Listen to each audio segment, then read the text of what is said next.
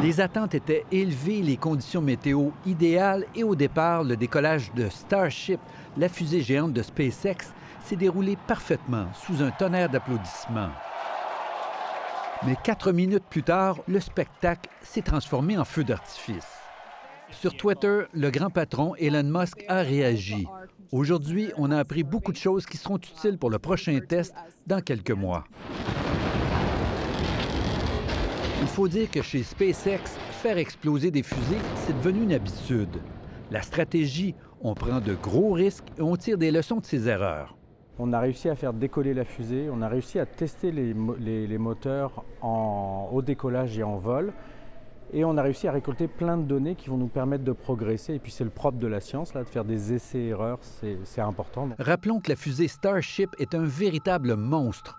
120 mètres de hauteur, plus de puissance que toutes les fusées jamais conçues et, en théorie, la capacité de recevoir jusqu'à une centaine de passagers. Et tout ça avec du matériel complètement réutilisable. C'est quasiment 3 fois la puissance du plus puissant lanceur actuel qui est le SLS avec le programme Artemis. Donc vraiment là, on a affaire à une fusée absolument incroyable et il faut maîtriser cette puissance-là. C'est ça qui est difficile en fait. À moyen terme, le projet d'Elon Musk, qui bénéficie maintenant du soutien financier de la NASA, est d'utiliser sa nouvelle fusée pour la reconquête et la colonisation de la Lune, puis, ultimement, celle de la planète Mars.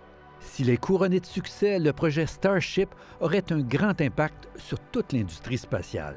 Starship really has the potential to be completely revolutionary. It's going to be a real game changer, just because of its scale, because of its economics, and because of its capabilities.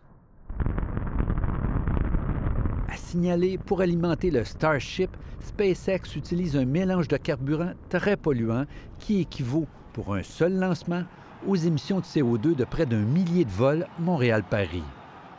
Ici Normand Grondin, Radio-Canada, Montréal.